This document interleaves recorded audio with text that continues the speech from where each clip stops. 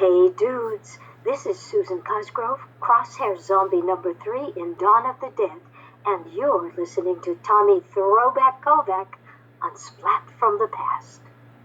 Hey dudes, welcome to Splat from the Past, the only 80s themed horror and sci-fi show where things could get totally radical. Now today, I am just so excited. I have been trying to get someone from Creepshow 2 on here since the very beginning, and I finally have it. Today I have Dan Kamin. Yes, old Chief Woodenhead himself. I'm having him on the show today to talk about the process and the making of that classic movie, how he got to play the chief, and also, too, he is a one-man show performance artist. He is best known for playing Charlie Chaplin on stage. He even trained Robert Downey Jr. for the movie. And he should have gotten an Academy Award for that. I mean, he was brilliant in that movie. And also, he was in Benny and June with Johnny and Depp. Johnny Depp, not Johnny and Depp. Johnny Depp. And then he also did Mars Attacks. And he's just done all these one-man shows, especially in the field of mime, and I get to talk to him about all of that stuff today, and I am so excited. And I want to find out what he thinks about the future of live performing, because it looks pretty bleak right now that we're in COVID, in this pandemic. So we will find out to kick off Halloween October on Splat from the Past. So yeah, here is my interview with Dan Kamin. Well, Dan, welcome to the show. How are you today, sir? I'm fine. How are you, Tommy? I'm pretty good. What a crazy time we're in, huh? It is a crazy time. I haven't been able to get out and hack people to pieces, and that's very depressing. Yeah. But this is such a great honor. Thank you for taking the time today. My pleasure. So, going back in time, did you gravitate toward acting and performing early on in your childhood? I started performing when I was about 12 as a result of a movie. I saw a movie about Houdini, the magician Houdini, starring Tony Curtis. Right. And I was absolutely knocked out by it. And a couple of years later, I was sitting in a school assembly, and the kid next to me did a magic trick for me. Mm-hmm. I instantly befriended that kid, and pretty soon we were doing magic shows together. And then I was doing them on my own for birthday parties and Cub Scout meetings and things like that. And so that's when I started performing. Wow. Yeah, magic is just one of those things that I wish I could do. You know, it's one of the hardest things in the arts, I feel. Well, it was the only way I could figure out how to make money as a teenager, and oddly enough, it's come full circle because during the lockdown, I have reinvented the magic that I loved to do as a kid, which I did stuff that I needed to do for kids' parties. They wanted to see things with scarves and bunnies and such on, but what I loved was the pure art of magic, the sleight of hand you could do just with ordinary things like coins and cards. Mm-hmm. And I've always done that, but I don't do it in my stage shows. I'm primarily a stage performer, Right. Because it's too small, and I don't like to use video assist when I go into a theater, either as an audience member or as a performer. Close-up magic has become kind of hot, and you see people doing it in theaters with big video monitors. But I think it's still best when it's close-up if you are close to the person. But I've sort of reinvented or invented my own way of making it work over the internet, over the Zoom platform that we're all talking on these days. Mm-hmm.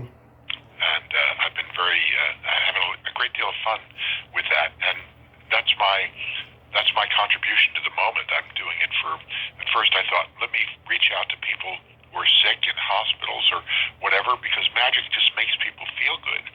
And then I realized that that's everybody in the world right now. We're all frightened and in distress. Yeah. You know, it's such an uncertain time. And so I've just spread the word. I wrote a newspaper article that was published in which I put my contact information. And so I do sort of what I think of as respite via Zoom or Skype for people. Oh, that's cool. That's really cool. Was there any magic clubs when you were growing up? Oh yeah, there are two international magic organizations. Well, one I guess is American, but people from all over the world are in it. And it was actually Houdini was one of the early presidents. He may have been one of the founders. It's called the Society of American Magicians. And there's a second one called the International Brotherhood of Magicians. Mm-hmm. And magicians are very well organized, and there are clubs in many, many cities, at which magicians get together to compare notes and share meals and have conferences and conventions, and so that was a boon. And I grew up in Miami, which had a peculiar connection to magic because there were a lot of nightclubs. When at the time I was growing up there was a kind of early Las Vegas nightclubby scene that magicians would sometimes perform in, and but characters who hung out in that world, gamblers, card sharps, would hang out with the magicians. So I was getting a very heady experience when I was a kid, mingling with these folks, some of whom were just teenagers who wanted to learn magic like me, and others of whom were professional criminals who would be glad to show off because they couldn't show off for their victims, or they would risk losing fingers. Yeah, criminals are very good at magic. They pickpocket you when they're trying to make a buck. Magicians are fascinating with these people, not in a moral sense. Yeah. Because their skill is on a very high level. Theirs is the art that conceals art. You can't know that they are craftsmen. They have to look just like everybody else.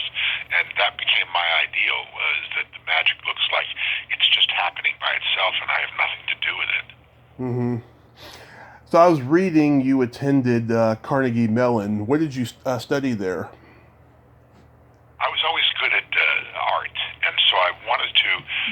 I didn't know how you could make a living with art exactly, other than I had an ambition when I was growing up that I would draw comic books because I was really into comic books, but I was also kind of I was good at regular school stuff, and so I wanted to do something where my brain wouldn't atrophy, and I ended up majoring in something that I was uniquely unsuited to do, industrial design, because I've always been absolutely inept at repairing things and with mechanical. I was fairly good at graphic design, so I ended up doing a lot of my work as a college student in graphic design, and I thought I would be like a madman, an advertising person. But again, another movie changed my path. The college had a great film series run by students, and they showed a Charlie Chaplin movie, and I'd never seen one before. And this was a guy who could make people laugh without talking, and I was absolutely galvanized the exact same way I was galvanized by that Houdini movie. And again, as with the Houdini movie, I met a person who could usher me into that world. There was a world-class mime artist in the school's drama department at Carnegie Mellon. His name is Jewel Walker.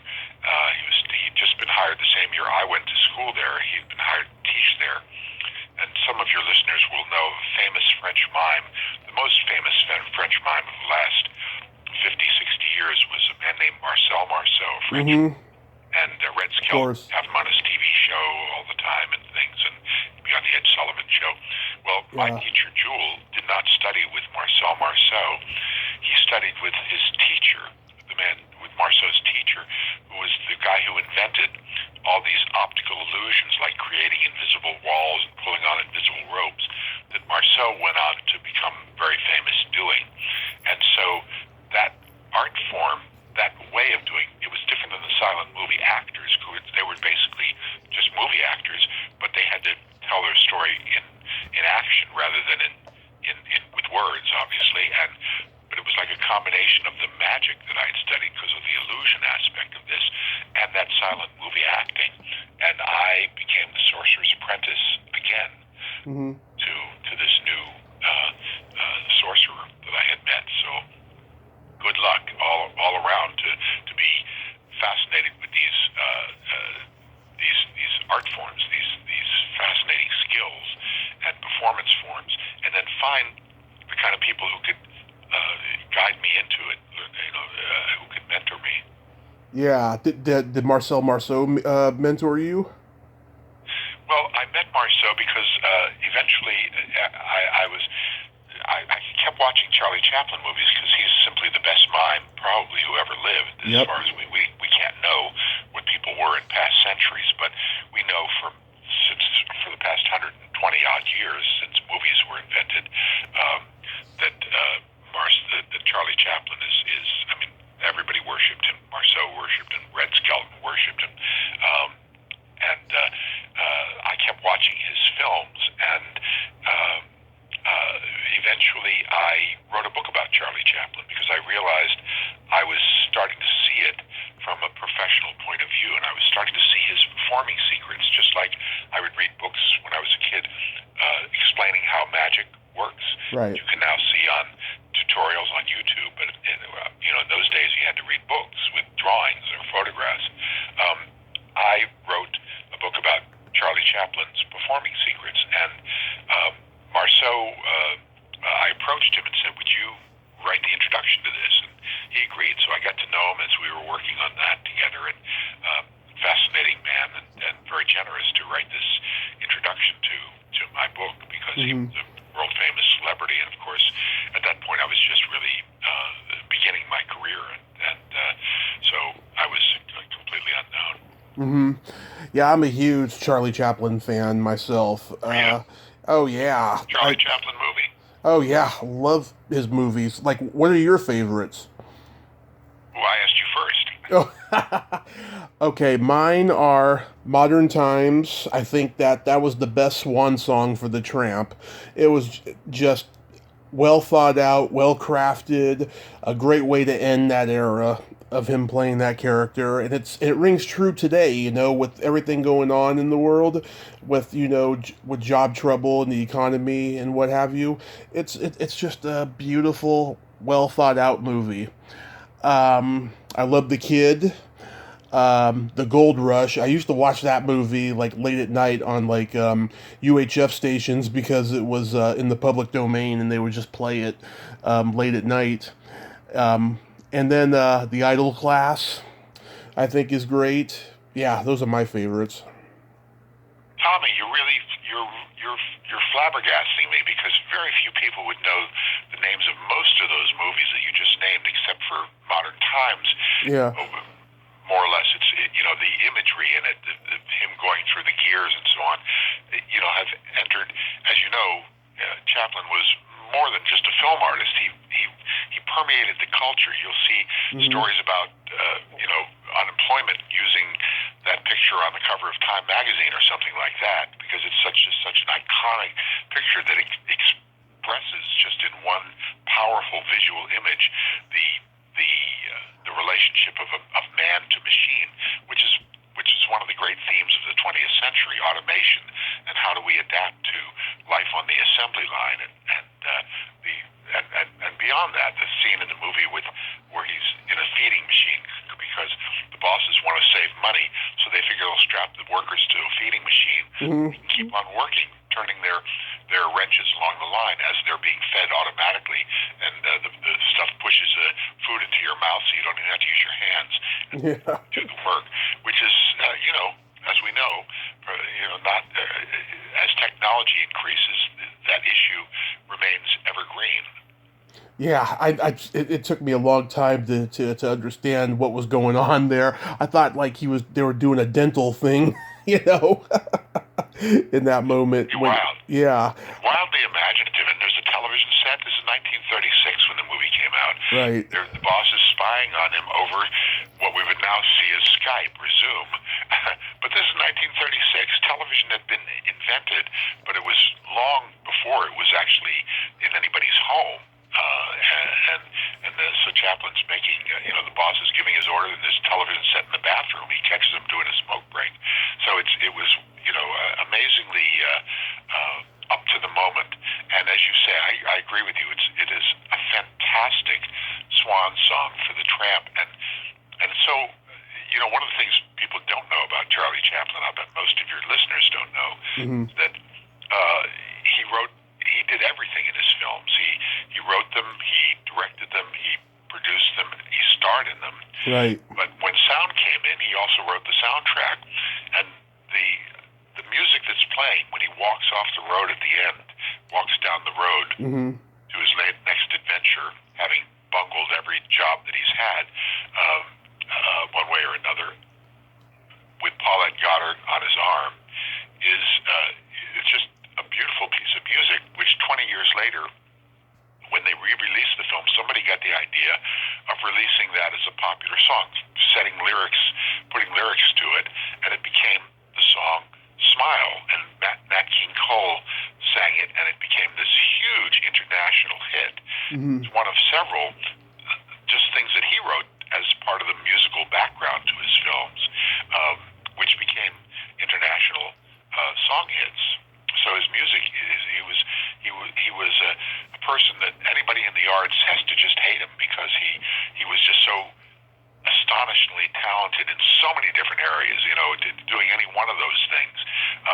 People are famous. David Selznick is only famous as a producer. He didn't direct. He didn't act. Produced Gone with the Wind. That's all he had to do. And actors who are famous who never really wrote a single word they spoke. But Chaplin did it all. And so he was what is the word? He's like an octopus in terms of talents. He just anything he put his mind to, he seemed to be able to do. And of course, that's reflected in his famous character, where everything he seems to do physically, he's able to do like a virtuoso when he skates in modern times. He looks like an Olympic skater. He's doing all this stuff, skating backwards right on the edge of apparently on the edge of a unfinished floor of a department store, and coming right up to the edge of it and suddenly stopping. And so it's virtuosity is, I guess, the word I was looking for, in so many different directions. So that was really inspirational, just to see, to get hooked on an artist like that who has knowledge in so many different directions. Yeah, I tried getting his son Michael on here, but I never heard back from him. Do you know anybody from his family? Yes, I'm lucky enough to, when I wrote my book on Charlie Chaplin, it was a really stupid thing to do, because who's going to read? My book I started noticing things from watching the films and from performing, from the fact that I was doing, mime myself and making up my own comic stories. I started noticing things about Chaplin's films that I had not seen in any of the books I read about, because I read every book I could find too, wanting to understand them like I understood the magic tricks I was obsessed with as a kid. And when I started getting my own insights into Chaplin's art, I decided that maybe I should share these. I thought I'd maybe write an article, but it kept growing, and it became a book. But who's going to publish a book like that? I mean, people want to read about Charlie Chaplin's amazingly scandalous and thrilling life, but reading about what makes his films tick in a very technical sense, who's going to want to read about that?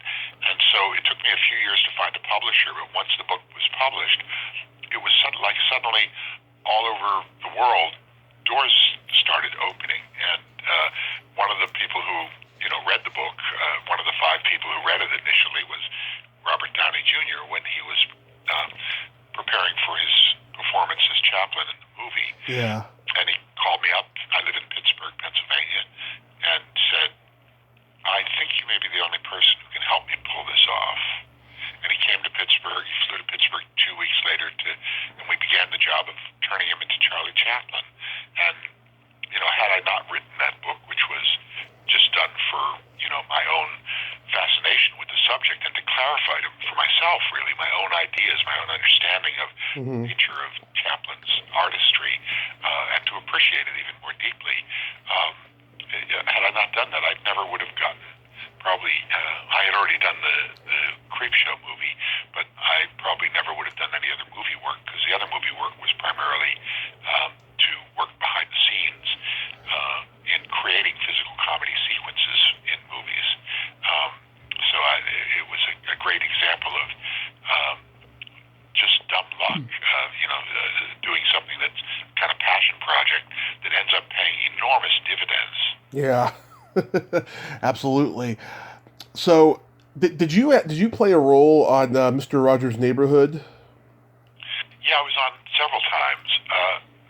The first that's a show that was made here in Pittsburgh, and in fact, when I was graduating from college, was the first year that Fred Rogers had his show, and there was somebody in my class who knew him, and he helped me get my first job. I had a meeting with him um, at a cafeteria across the street from the studio, and he was very bizarre looking. Because in those days, television makeup made you look very orange. It was very orange tone, and he was in the middle of his shooting day, so he was still in full makeup, and we sat there with the man who played the postman on the show, David Newell, played the character of Mr. McFeely, the postman, and had a wonderful conversation. And then he contacted me a couple of years later to do a role as a magician in the land of make-believe. He called me Master Mr. Magic Maker. And then a few years later, Fred went to a church near the studio too, and he was an ordained minister, and he was a very religious man. And that church asked me to do when I began performing around town. I got a call from the minister of that church who said, "I think it'd be interesting if you came and did a sermon in mime, a silent sermon." And I thought, well, that's risky because I was used to doing comic material, and I thought, are people going to laugh in a church at me doing a sermon that's comical? But I chose the creation story, and of course that involves Adam and Eve, and people are making jokes about Adam and Eve probably since the days of the Garden of Eden, and I did this piece, and people really yacked it up, and in the audience was Fred and his wife Joanne, and he contacted me and said, "I want you to be a mime on the show," and he called me K-Man, K-Man. Yeah. So I did a mime sequence where I appeared out of the makeup to introduce myself and teach him and David Newell a little about mime, to try to give them a little mime lesson. And then I appeared in one of the adventures in the land of make-believe, and it was always great. My daughter would go with me when I would visit the show, and every time she would always say hello to Fred. He would write her a note and send it in the mail, a postcard or a little note just saying how wonderful it was to see her again. And so she grew up thinking of him as a friend, even though we really weren't social friends. I didn't spend social time with Fred other than when I was working with him. Oh, that's wonderful. Yeah, I saw the movie that Tom Hanks did. I think he did a phenomenal job of playing him. Yeah, it's funny. George Romero got a lot of people in his movies from Mr. Rogers. Betty Aberlin, she almost played Barbara in Night of the Living Dead.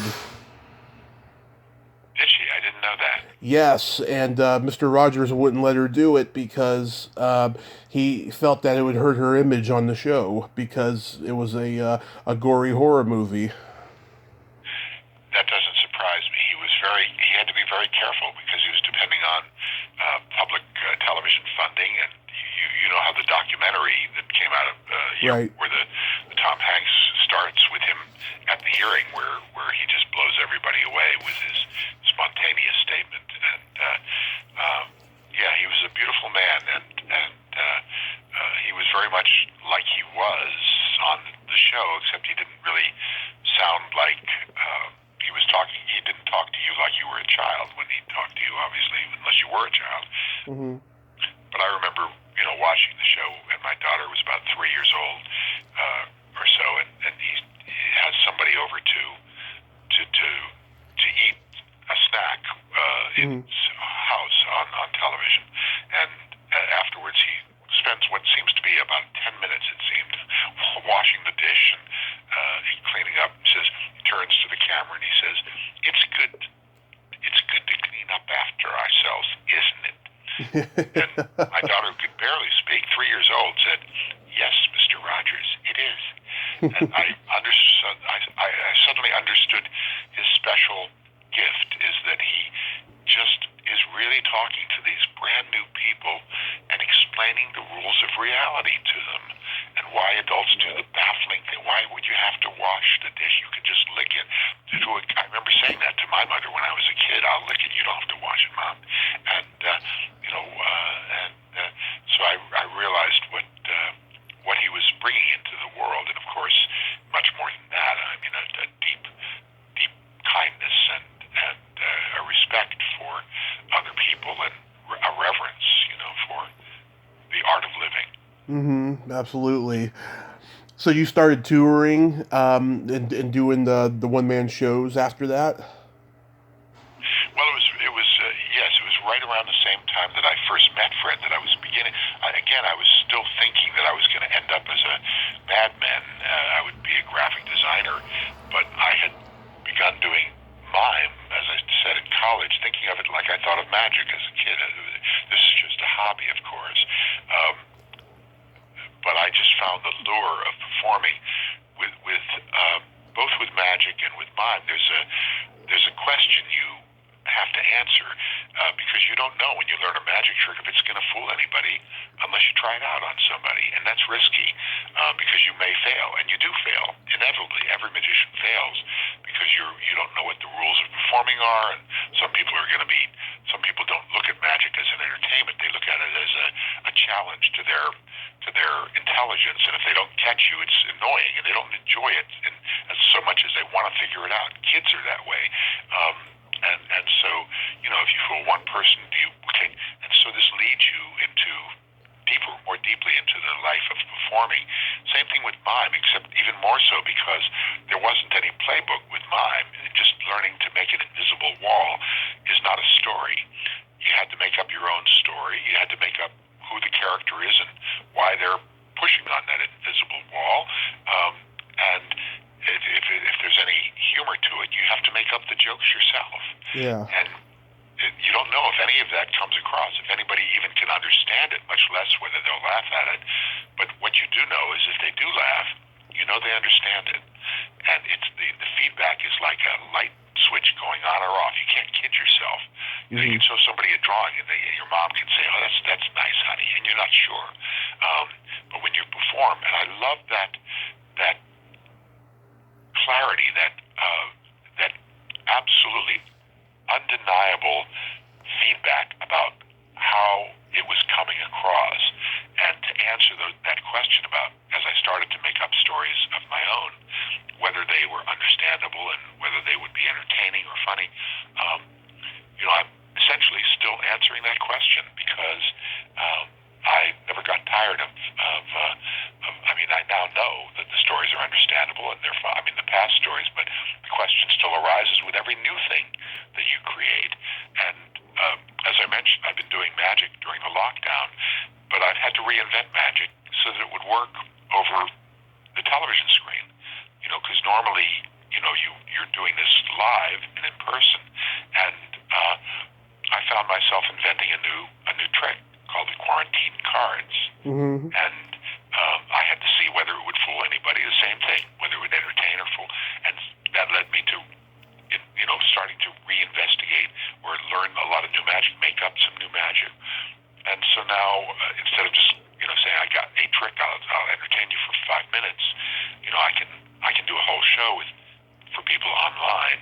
And I just did a 70th birthday party for somebody. Had people from all over the place tuning in on Zoom, and that's been the latest. What do I call it? The latest thing down the pike. You have to deal with who knew that the performing world would shut down. Yeah. In March of 2020. It's so weird. Everybody's life has been altered, and for me, of course, I did a show on March 12th at a school for developmentally delayed kids here in Pittsburgh. Mm-hmm. They were very adorable. At the end, everybody wanted to high-five me, everybody from the audience. And I've just been having a discussion with the principal about, how's this thing passed? They're starting to find out, it's kids can pass it. And so for the first time, I went to my car. I had this, I don't even know why I had it in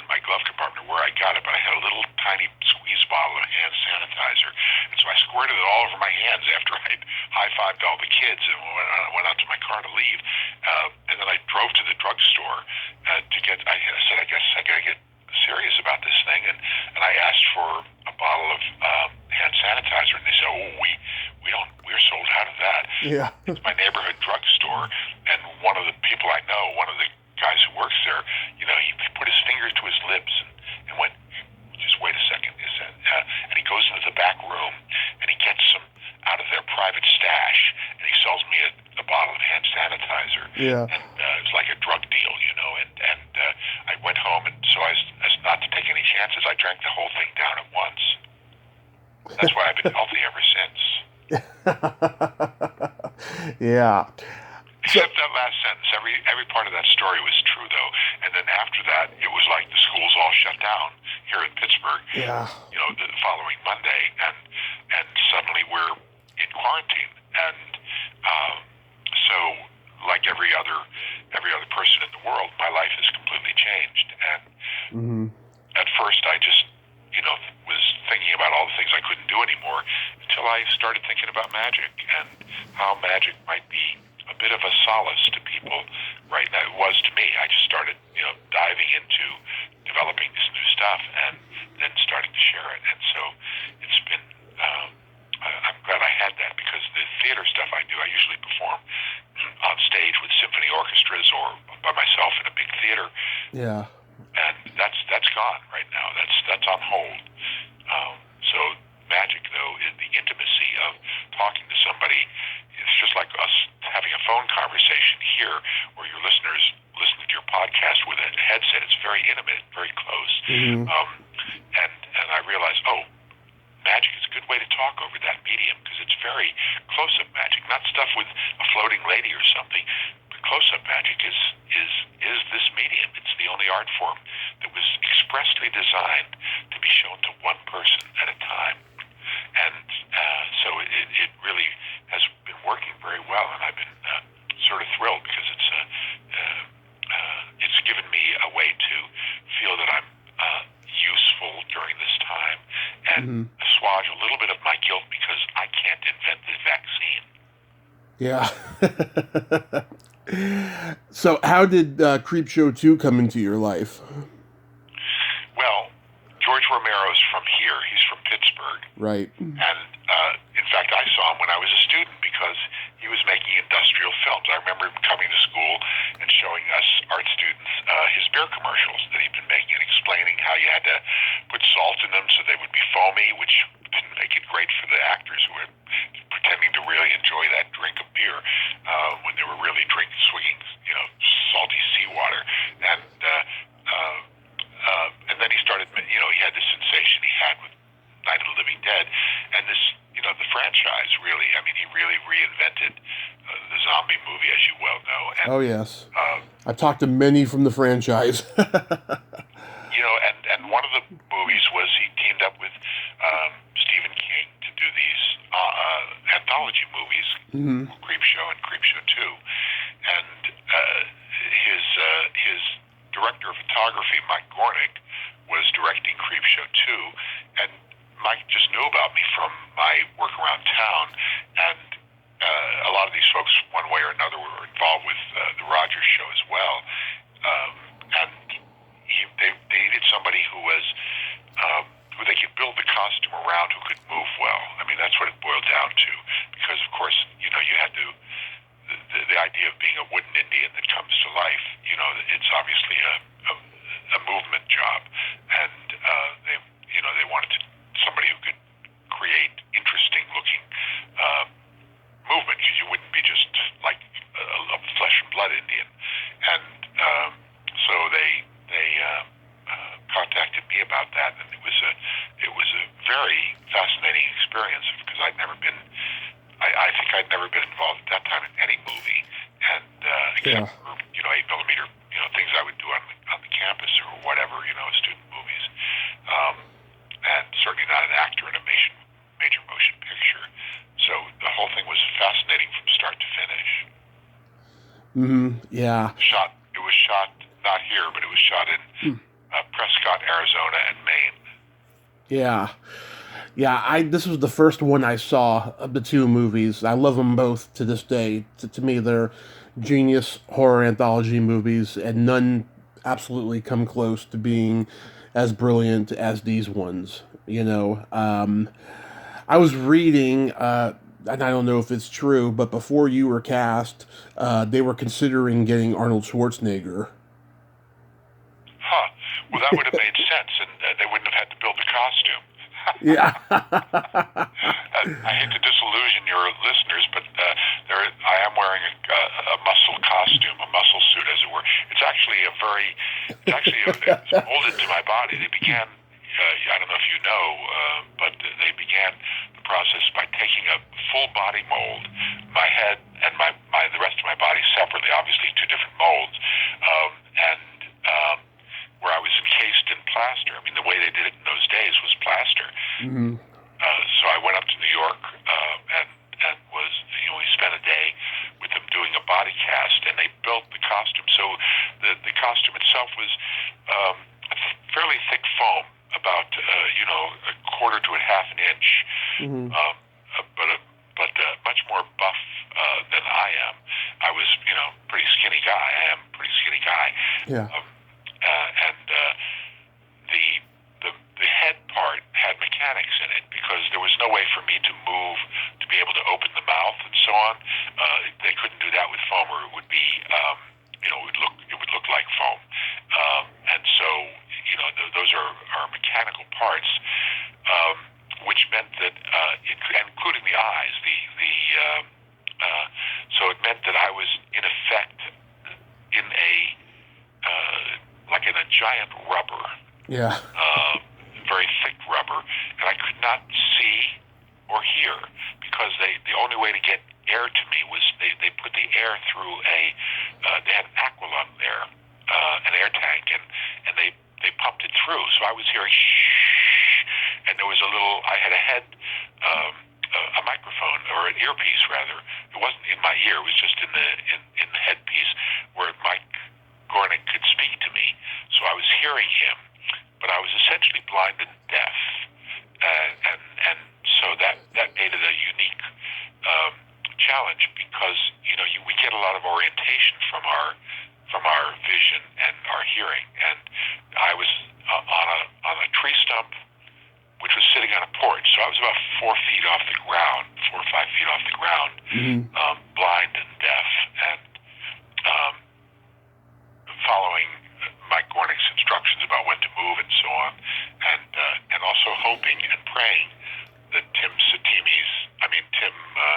what's Tim's last name? Tom Savini. I have a friend named Tim Savini. Tim Satimi. So I was just hoping that Tom's squibs, the explosive charges, were going to go in the right direction, and that the plate glass window behind me was going to not going to shatter the wrong way. So it was kind of exciting and scary. Yeah, that must have been uncomfortable to be a statue like that. I mean, how many hours of makeup was it? Well, the lucky thing was I was wearing no makeup at all.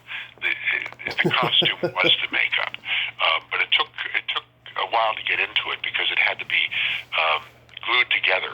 Obviously it couldn't be intact. It had to be glued together on me with surgical glue. Yeah. So the arms, for example, would wrap around almost like a bandage, so I was sitting around waiting for a real long time, and actually the first day of my shooting, I was sitting around for more than 10 hours. I didn't have the whole thing on, but I had part of it on, so that when ready, I could, but they made a mistake with the gluing of the arm, one of the arms, Mm-hmm. and the glue got onto my arm. It wasn't just on the costume, closing the costume. And when they took it off, it was 15 hours later, the inside of my arm was blistered with really, really high blisters. And so I got a quick trip to the ER, and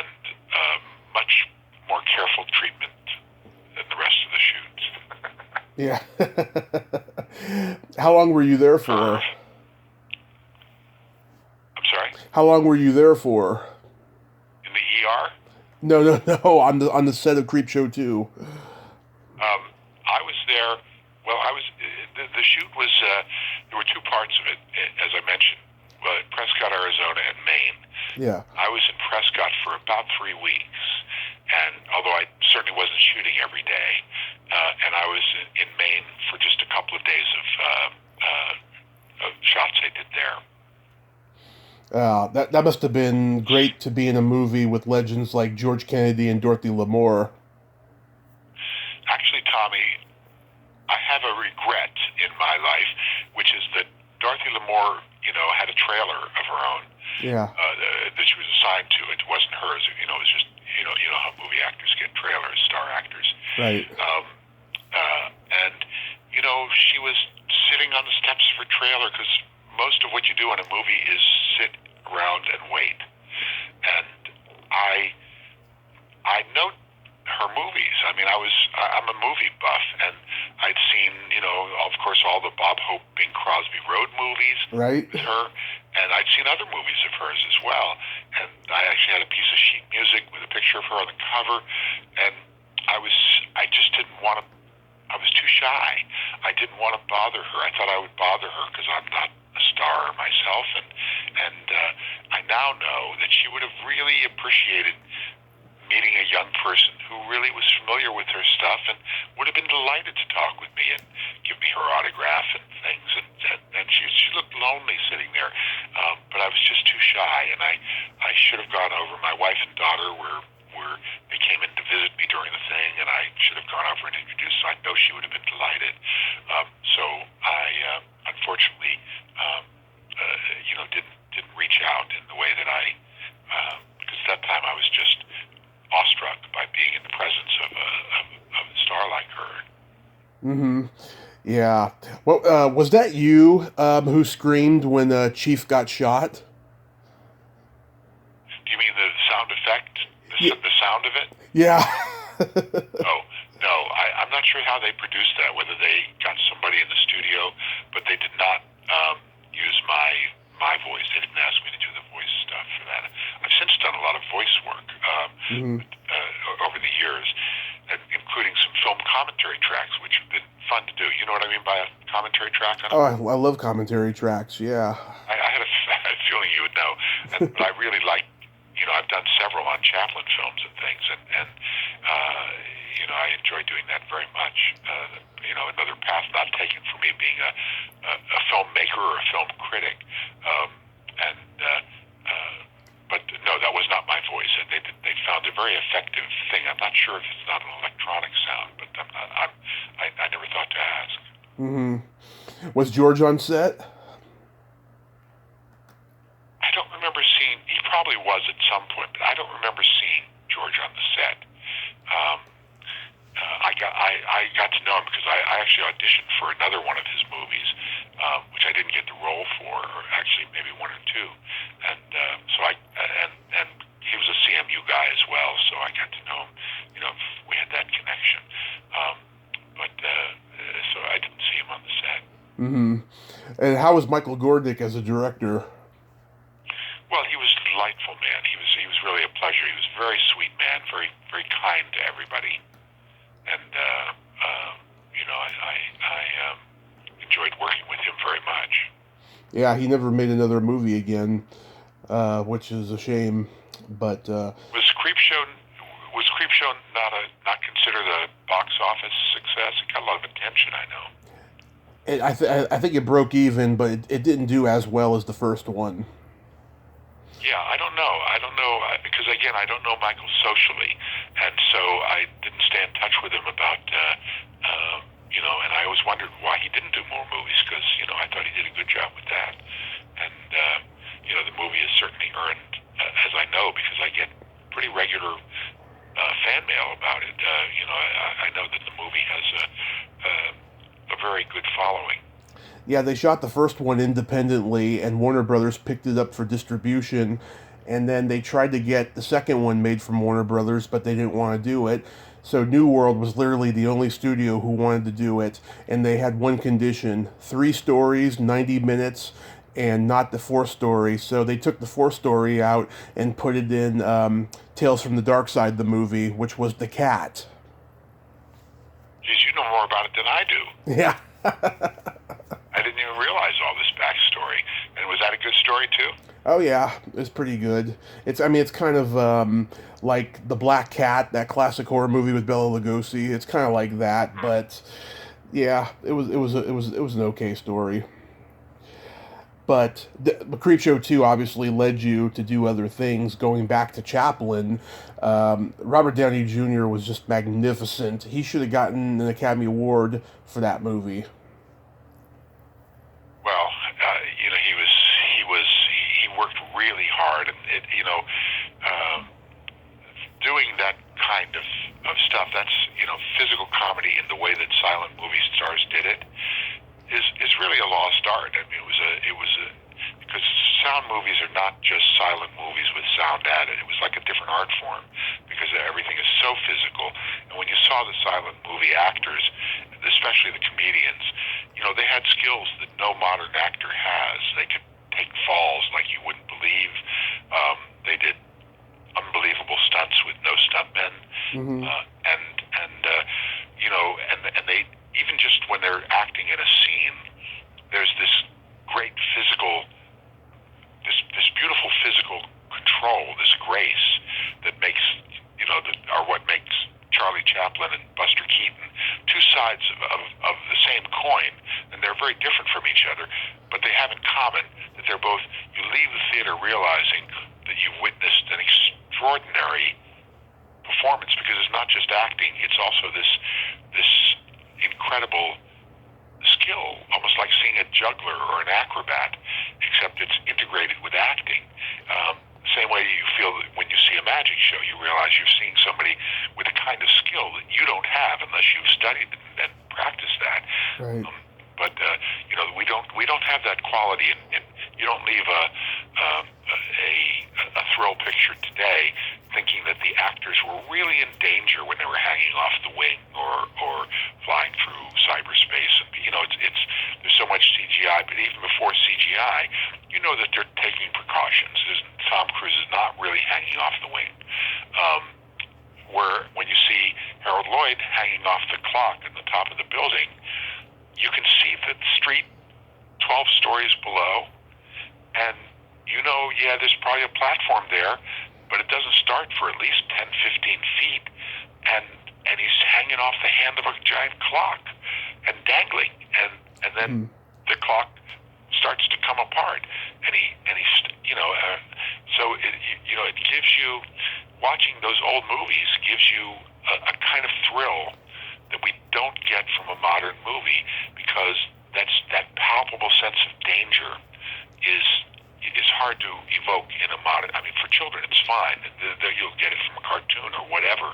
But for adults, on some level, we know. Oh yeah, well, it's just trick photography in some way. The actors not really putting their lives on the line, even if they might be. But there's precautions that are being taken that were. And there were precautions taken back then, but it's on a whole different scale, and they did represent a whole different skill set, a whole different, and you can tell that by the nature of the stories they're telling. Yeah. Because the jokes and the thrills are they have a different quality. The jokes themselves are bound up with the skill that the person, like you mentioned, Modern Times, Charlie Chaplin, the scene in which he's skating backwards on the department store's floor that's unfinished. Mm-hmm. Now, even if he's skating on just a skating rink, going backwards with his foot extended out in front of him and bumping into something behind him, already and he's also blindfolded, by the way, when he's doing it. Already there's all these layers of excitement that makes this scene, aside from the fact that it's a scene in which he's trying to impress his girlfriend, Mm-hmm. or just playing the way children play, not realizing that it could be be dangerous when you get to the small branches at the top of the tree, kids, and that give it a kind of excitement and interest that is really not there today. Sometimes when people say, what was special about, when they say to me, what was so special about silent films, I'll say, just take your favorite movie, not silent movie, but your just favorite movie, and turn off the soundtrack and see what's left. And you often find that there isn't a movie there anymore, because the movie was all the dialogue. It was all coming through in what people said to each other. That's not true of every movie. The Bourne movies, a lot of the adventure films, you could imagine those as silent films. They had to be just musical soundtracks, because they've, once again, telling their story just with action. But in silent films, every drama, every romance, every comedy, it was all action. And so they rose to the occasion in the same way that radio did. There were all these different radio shows in the 30s and 40s, detective shows, etc., like we have our television shows now. But they found ways to make them work on the radio using sound effects. Art thrives really with limitation. And so when sound movies started coming in, something was gained and something was lost. Absolutely. You also played a mime in Diary of a Hitman. Oh God, you have really done good research. Thank you. Yeah, Roy London. Yeah, Roy London, yeah. Yeah, how'd you get involved with that? Tommy, are you saying you've seen that movie? I've never seen it, but I'm just intrigued because I know Roy London is a famous acting teacher. I've interviewed people who studied with him. And, of course, I know the star, Sherilyn Fenn. Yes, I was so thrilled about it, because, of course, I was a fan of hers from Twin Peaks.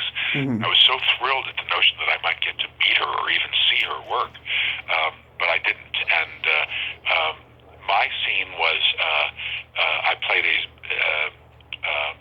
a blind street performer, a blind mime street performer, but I was not really blind. I was just faking that. And unfortunately for me, it was shot in Sharon, Pennsylvania, in the middle of winter, and it was sub-freezing. It was the temperature was in the tens, and I was supposed to do a little magic stuff. I was supposed to be a strolling mime, a magician, which is one of the things I developed that I do.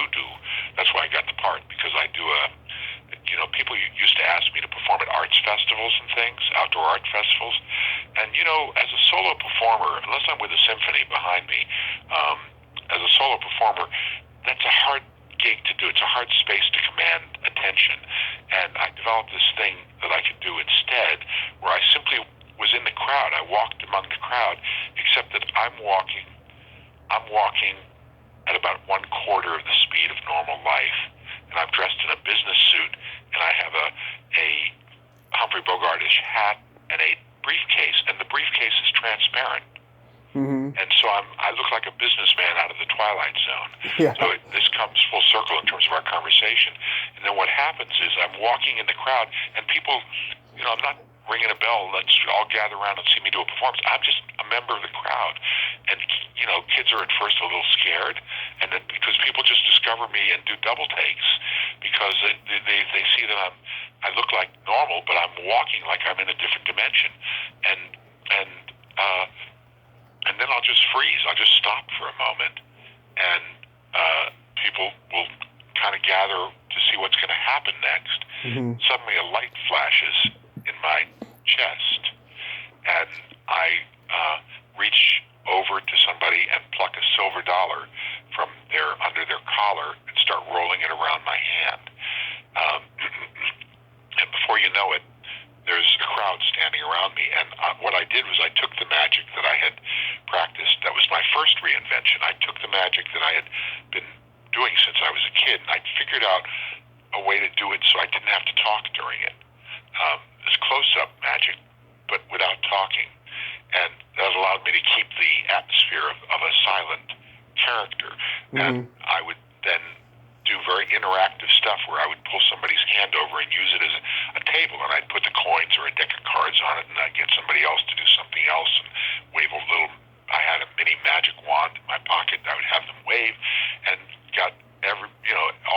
watching, engaged, and then do a little mini magic sequence, and then I would sort of tip my hat, and suddenly there's another flash, and I freeze and start the slow motion off again until it's time to assemble another group.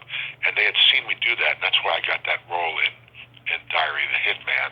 But it was so cold.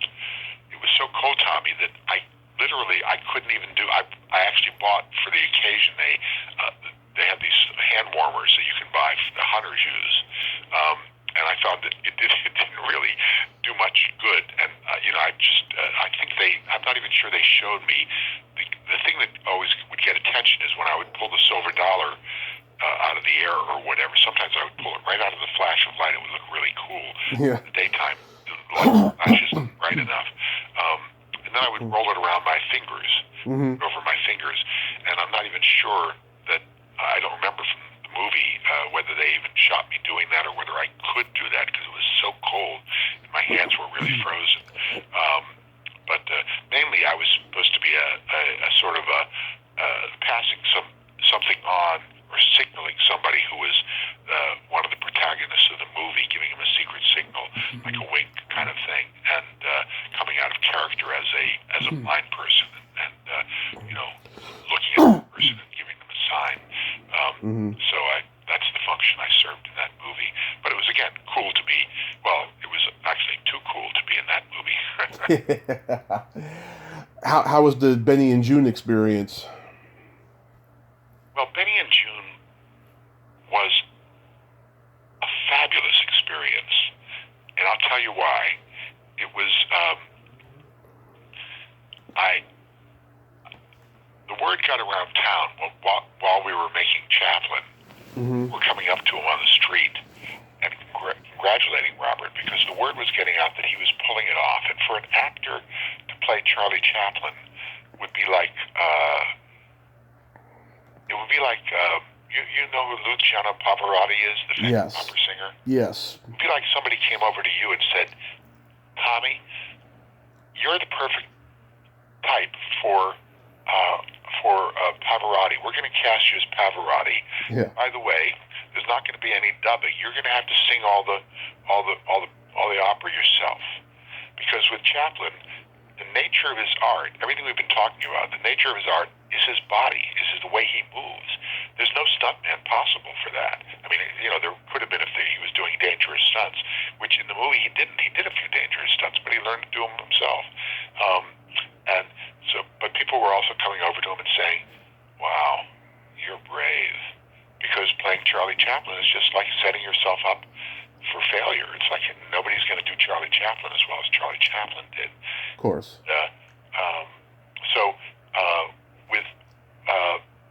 He worked really hard.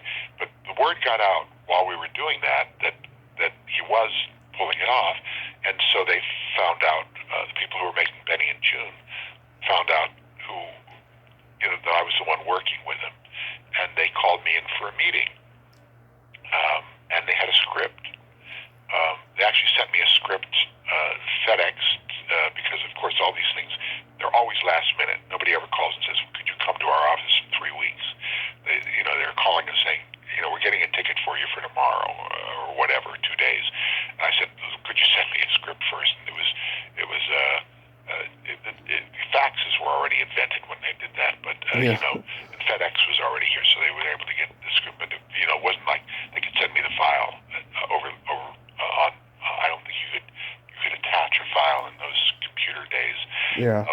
So I got the script and I read it on the plane, basically coming over, and there was all this.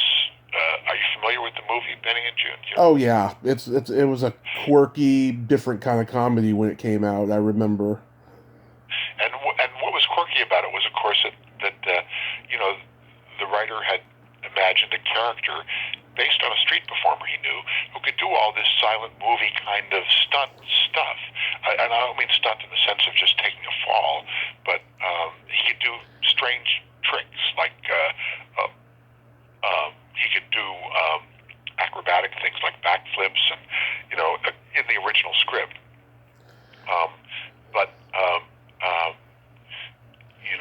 I was put in the same thing sort of happened in the Chaplin movie, the scripts, the physical comedy sequences in the Chaplin movie, as originally written, I didn't feel would be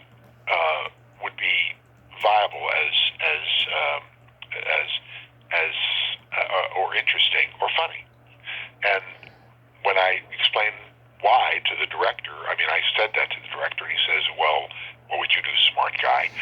I gave him alternatives to, and he instantly, Richard Attenborough, was a very gracious man. He said, "Of course, my boy, this is what you will do for us. You will rework these sequences so they do work to your satisfaction and everybody else's." And somewhat the same thing happened with Benny and June. I explained how I couldn't coach him in doing the sequences that were written as they were written in the script because, for example, there was one sequence written in which they, as you might remember, Aidan Quinn wins Johnny Depp in a poker game. Right. Custody of him, as it were, and he's bringing him home. And in the original script, as written, they pass a theater that's showing a Buster Keaton film, and Johnny Depp has them stop, and he runs over, and he's awestruck before this poster of Buster Keaton. He's staring at it, and he does a backflip. And so I said, well, that would be a problem for me to work with him on, because of course I know that this is supposed to be he's supposed to be a character who has the spirit of the silent. He can kind of channel these silent comedians, but Buster Keaton never did a backflip to show you that he can do the stunt. Yeah. It was always an accident on his way to trying to do something else. It was an accident. And they said the same thing that Richard Attenborough said to me, "Oh, what would you do, smart guy?" And I gave them an alternative, and they, and they said, "Well, let's go." And we went through the whole script, and I gave them the alternatives I was coming up with, and it was really my most satisfying moment in Hollywood, actually, because there were two women who were the producers of the film and the director, Jeremiah Chechik. Yeah. Three of them looked at each other after we'd gone through the script, and they looked back at me, and I forgot which one of them said it, but one of them said, "You're hired." And then Johnny Depp came in, because of course he had to vet me as well. If he didn't, he was the big gorilla in the room, and if he didn't like me, I wouldn't have gotten the job. So that began what was a very productive collaboration. And what I mean by that is, movies are always a collaborative process. It's a relatively recent fashion to make the director the king of the movie. Directors there were always movie directors almost from the beginning of movies, and sometimes they also wrote the movie. But to say the director is more important than the writer, and more important than the cameraman, more important than the costume, all these contribute than the actor, is a kind of a modern evolution of what is really a team effort. And everybody gets their front credit now, even casting directors, which I've never quite understood why they're in the front of the movie. But in Benny and June, it was really a wonderful collaboration. And what I mean by that is, I got credit for things that other people did, because my credit reads physical comedy sequences choreographed by me, and there were a couple that I didn't choreograph that were done after I left the set. The writer got credit for some of the things that I did. Mm-hmm. The director got credited for some of the things I did, and vice versa. I think one of the greatest contributors to that movie was Rachel Portman, who wrote the soundtrack. I think that soundtrack contributes immeasurably, just like the Star Wars soundtrack by John Williams. I just was hearing it on the radio before you and I talked today. Mm-hmm. Is a part of the thrill of that movie. It's just so, you just know you're in an exciting new adventure from that soundtrack. It's so fresh, and it's so clean sounding, even now, so exhilarating sounding. And so that was a really good, easy sense of collaboration collaboration. I really enjoyed working on that movie a lot. And Nice. And how about Mars Attacks? well, Tim Burton, of course, is so astonishingly a good manager that everybody on his movies can be very tense. When I arrived on the Creepshow set, the crew, everybody was a little tense because they had been shooting the raft sequence and the weather had turned cold, people were getting sick, and the shooting, they were having technical problems, and the shooting, was, so everybody was a little bit, nobody took it out on me, but everybody was a little frustrated because, movies, it's like the meter is going at $10,000 a minute, and so, it's nerve-wracking when movies run over budget, when something doesn't work and get delayed. With Tim Burton movie, first of all, everybody's famous. All the backstage people are famous. The set designer, on the Chaplin movie, the cinematographer was Sven Nykvist, who was Ingmar Bergman, the cinematographer, for God's sake. So there was a certain amount of that happening there. But on the Tim Burton movie, Tim just cast this net of ease over everybody. It's like everybody's at the top of their game. And we're just really relaxed. And it was an extraordinary experience. I watched Jack Nicholson shooting his scenes. And I was very lucky because my job on that movie was to work with the movement, all the as you probably know, all the creatures, all the Martians were CGI. The exception of the Martian girl. And that was played by Lisa Marie, who was at that time Tim Burton's girlfriend. Yes. And my job was to work with her on the movement for that character. And so I had kind of access, because I was hanging out with Tim and his girlfriend. Mm-hmm. The studio was cleared when Jack Nicholson was doing, everybody was warned, don't say anything to Jack, don't say.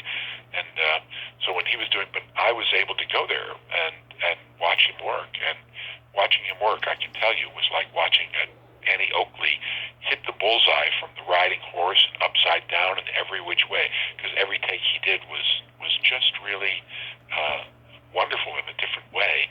And at one point, I'm sitting, we're in this, these studios are like, this was Warner Brothers.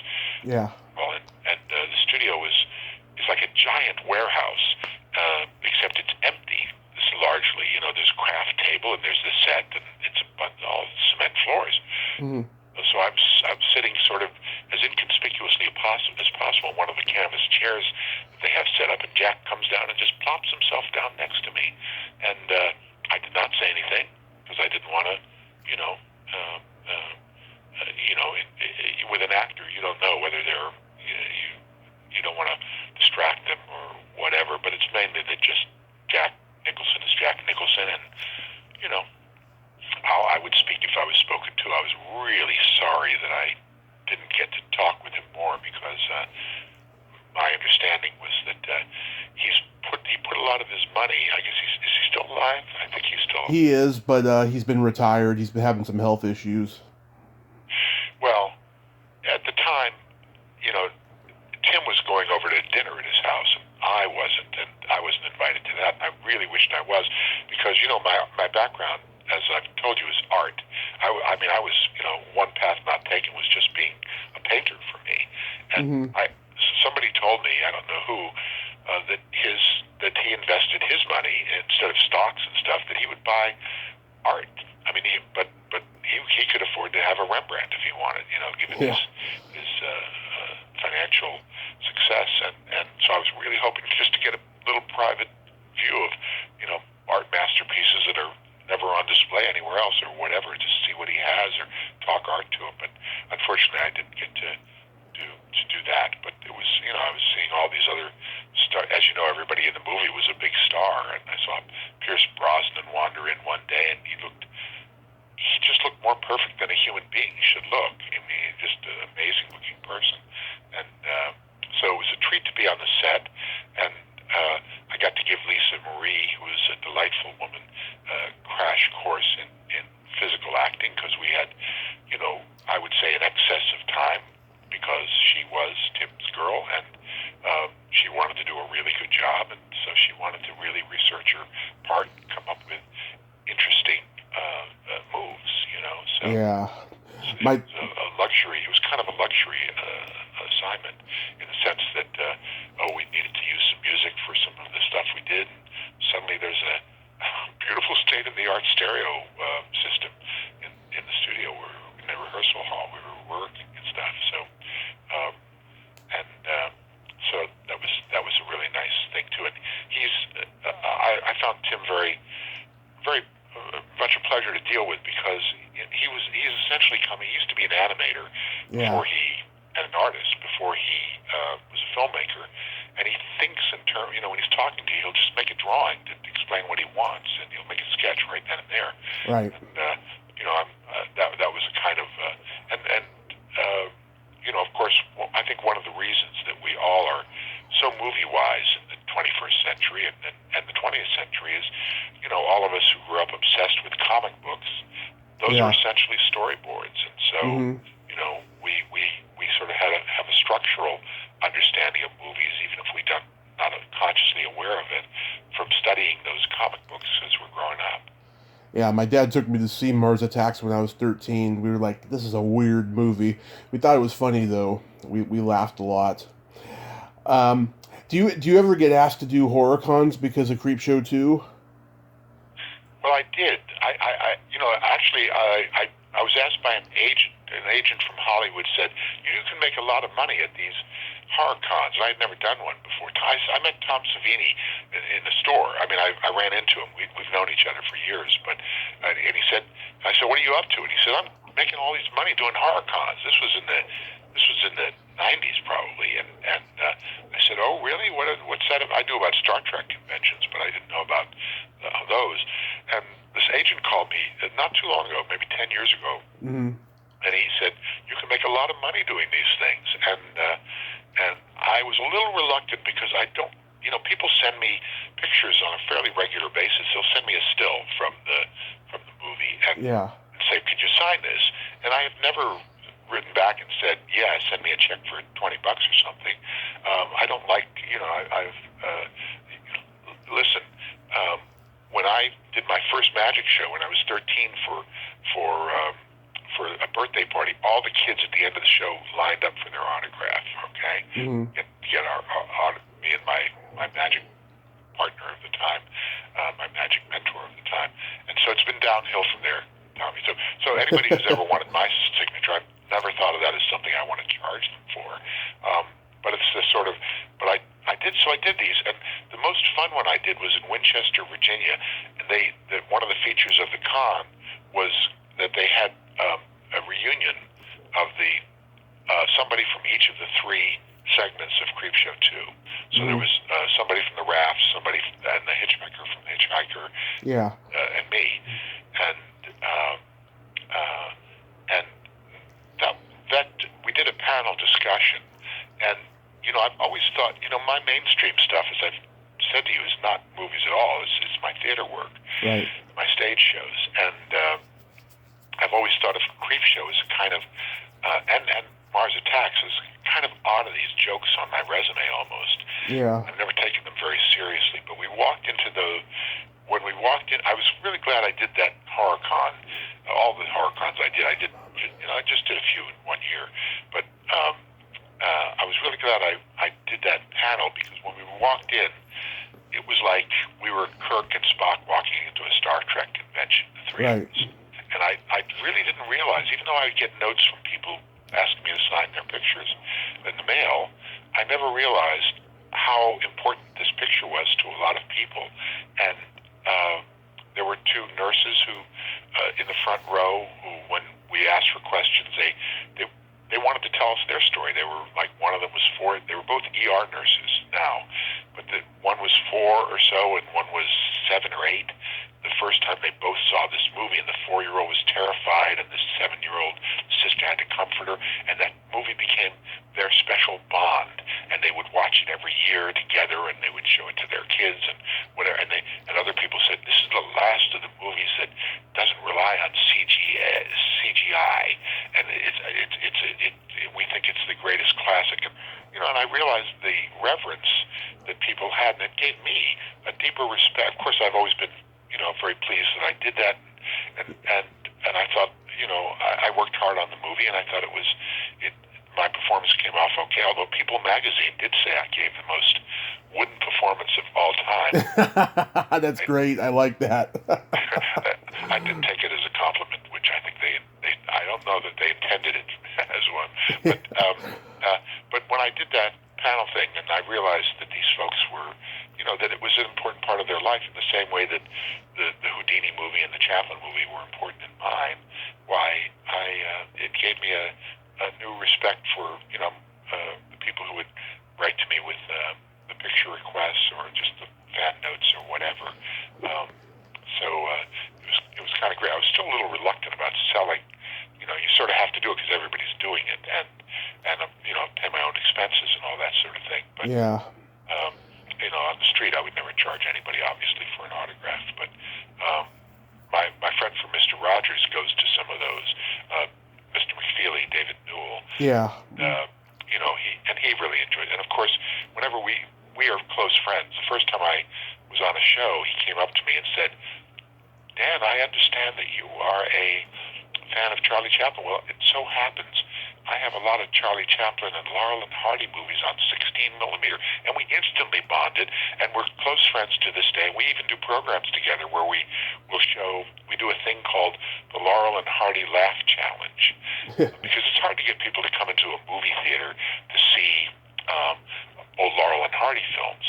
The Laurel and Hardy films are maybe the most funny films ever made, and even if people have never seen them before, they're going to like them. And so we will do these things, and people are really coming when we do these together to meet David, because of course they grew up with David Newell, and they're thrilled to be able to get him to sign their thing. And so we introduce the films, and the Laugh Challenge is anybody who can make it through the film without laughing. There a ticket refund, a big tub of popcorn, and some special gifts. And there's always a couple of people who, hold themselves back from laughing or simply don't find them funny. The rest of the audience is screaming with laughter, of course. And, we love turning people on to these. So we've done this in several places. We've done it in California and, a number of places. And it's really fun. Nice. Well, Dan, I want to thank you so much for coming on today, and I hope after all this craziness is over, you can get back on stage, and if you want to do conventions again, that's all up to you, but if you do end up doing conventions again, maybe you'll come to California, and I'll get to meet you in person. Well, that would be great, and I have your contact, and I will let you know in any event, because I've been coming. I do a lot of. I'm performing all over the world actually, but I do things in California. Which city do you live in, Tommy? Right now, I'm in Redding. Which is near what? It's between Sacramento and San Francisco, and I go all over California, so it doesn't matter where you're at. I can go there. I've been doing. I was supposed to come this summer, except it went online, of course, like everything else. Right. I don't know if you know that. I don't do the virtual thing because I think it's silly. Well, I have been for the past 4 years in a row going to Niles, which is outside of San Francisco. It's in the middle of Fremont, part of Fremont, because one of the first movie studios was there. The first cowboy hero, Bronco Billy, right, films there. Also, Charlie Chaplin made a bunch of films there, early films. Yeah. And I've been going out there to do these festivals, these early film festivals, focusing on Chaplin's time there mostly. But I've been doing it every year for the last few years. And this year we did some online stuff. But it's a great museum. Here's how great it is. It preserves the legacy. A lot of the original buildings are still there. It preserves the silent movie legacy. But in the museum, you can actually crank a movie camera, a silent movie camera, and feel what it felt like to be a silent movie camera, and they were really heavy. Nice. They've done it right, and it's a great attraction. So once we're allowed to go out in public again, it's a place that I think any of your listeners who love movies, anybody who loves movies, deserves to go to. It's called the Niles S&A. That was the name of the company, S&A, okay. Silent Film Museum. So a little plug for them for the good work they do, and it's a pleasure pleasure talking with you, Tommy. Thanks so much for hunting me down from the pages of history. Yeah. My pleasure, sir. You have yourself a great day and stay safe, okay? Chop, chop. Okay. Bye. Yatta hey, yatta hey. Yeah. That's what they say to me in the movie. That means, apparently that's a real Indian word that means hello. Yeah. Hey. Well, I'm not sure if that's just not kitsch Indian, but we'll see. All right, Dan. Bye-bye. Take care, Tommy. Nice to talk to you. You too. Bye-bye. Bye-bye. Well, there you have it. Dan Kamin. Ain't he a cool dude? What a nice guy, huh? And he had great stories. Guy can talk very well, I have to say. If you like this video, everyone, please subscribe to my YouTube channel. Add me as a friend on Facebook. Join my Tommy Kovac comedian page on Facebook. Follow me on Twitter and Instagram and all that fun stuff. Well, that's all the time we have this week on Splat from the Past. Until next time, this is Tommy Throwback Kovac saying, there's no shame in living in the past, because the present sucks. Later, dudes.